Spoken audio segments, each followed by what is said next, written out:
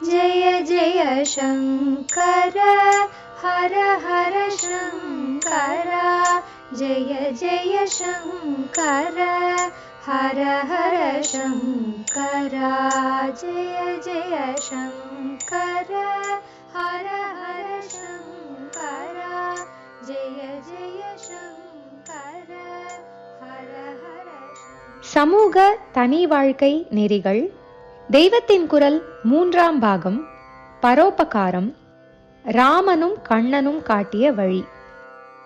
தர்மத்தை நமக்கெல்லாம் நடத்தி காட்ட வந்த ஸ்ரீ ராமச்சந்திர மூர்த்தியே இந்த பிரேத சம்ஸ்காரத்தை விசேஷமாக செய்து காட்டியிருக்கிறார். ஜடாயு மாதிரியான ஒரு பக்ஷிக்கு கூட அவரே சம்ஸ்காரம் செய்திருக்கிறார். அது மட்டும் இல்லை, வாலியையும் பரம வைரியான ராவணனையும் கூட அவர் வதைத்தவுடன் அங்கதனையும் விபீஷணனையும் கொண்டு அவர்களுக்கு ஒரு குறையும் இல்லாமல் தகனம் பண்ண செய்திருக்கிறார். ஏனென்றால் அந்த சரீரங்களுக்குள் இருந்த மனஸ்தான் அவற்றை துஷ்டத்தனமாக நடத்திற்று.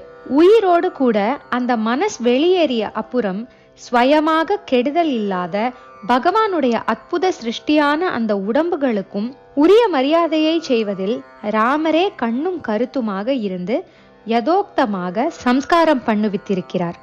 கிருஷ்ண பரமாத்மாவும் கௌரவர்கள் உள்பட எல்லாருக்கும் குருக்ஷேத்திரத்தில் அந்திம சம்ஸ்காரம் பண்ணுவித்து அப்புறம் திருதராஷ்டிரனையும் பாண்டவர்களையும் கங்கா தீரத்துக்கு அழைத்து கொண்டு போய் தர்ப்பணாதிகள் செய்வித்திருக்கிறார். ஆனதால் அநாதை பிரேத சம்ஸ்கார விஷயத்தில் கவனக்குறைவாக இருப்பது நம்முடைய இந்து சமூகத்துக்கு உள்ள பெரிய தோஷம், மன்னிக்க முடியாத தோஷம். இனிமேலாவது இதற்கு ஒரு ஏற்பாடு பண்ணி பிராயச்சித்தம் தேடிக்கொள்ள வேண்டும். அனாதையாக ஒருவன் செத்து போனதாக தெரிந்தால் அவன் என்ன ஜாதியாக இருந்தாலும் தீண்டாதவனாக இருந்தாலும் அவனுடைய குலாச்சாரப்படி அவனுடைய குலத்தை சேர்ந்தவர்களை கொண்டு யதோக்தமாக சம்ஸ்காரம் செய்வதற்கு பொருளுதவி பண்ண வேண்டும்.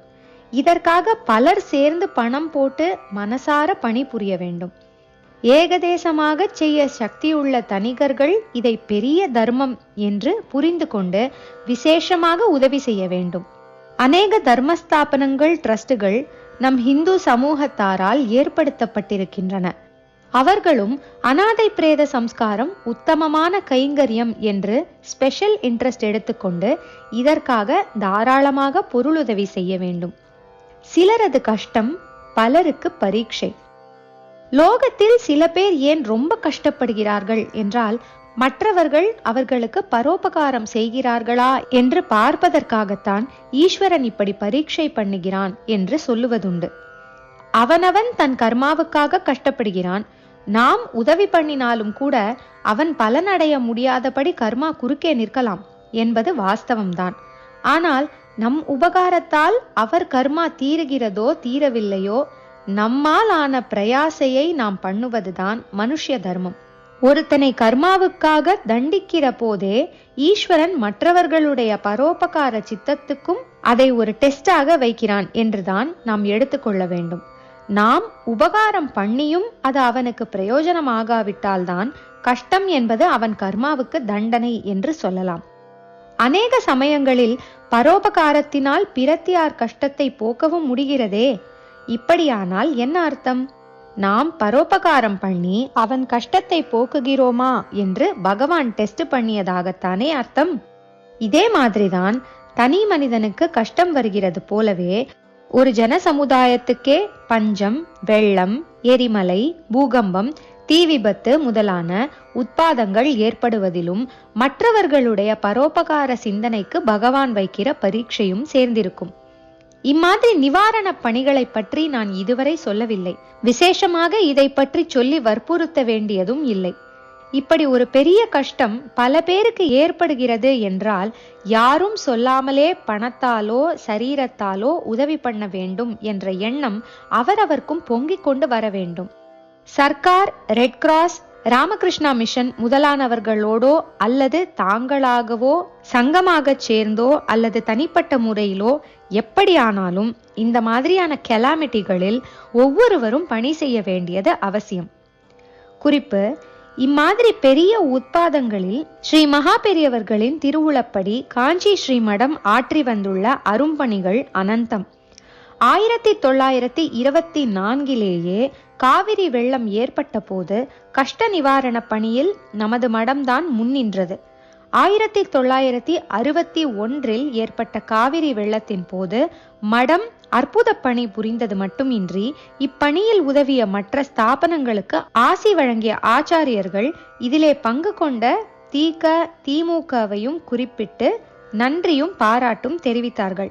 பாலி பூகம்பத்திலும் உடுக்கை இழந்தவன் கையாக உடனுக்குடன் ஸ்ரீமடத்தின் உதவியை அளித்திருக்கிறார்கள். தனி மனிதன் கஷ்டத்துக்கு மூல காரணம் அவனுடைய பூர்வ கர்மா என்கிறார் போலவே இப்படிப்பட்ட விபத்துக்களையும் நேச்சுரல் கலாமிட்டி, அதாவது இயற்கையின் சீற்றம் என்று இந்த நாளில் எழுதினாலும் இதெல்லாம் பொதுவாக மனுஷ சமூகம் முழுதுமே பண்ணும் பாபத்துக்காக பகவான் தருகிற தண்டனைதான் என்று சாஸ்திரம் சொல்லும்.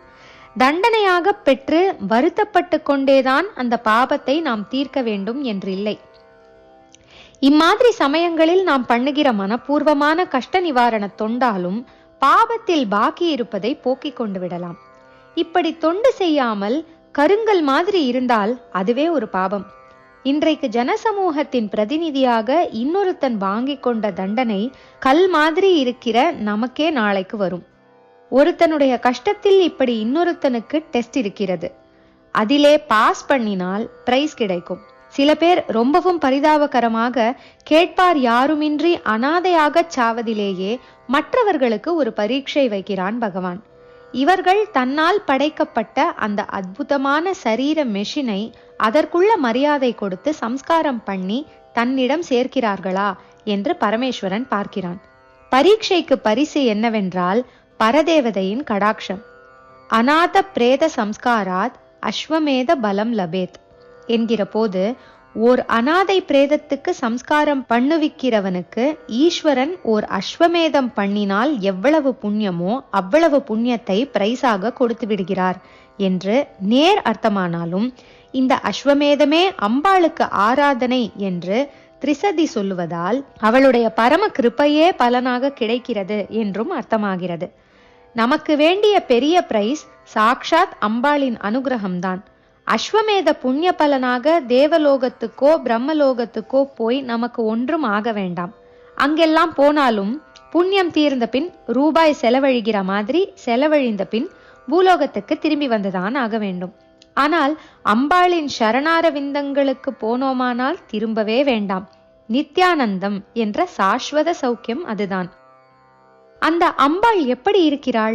திரிசதி வாக்கியப்படி ஹயமேத சமர்ச்சிதாவாக இருக்கிறாள்.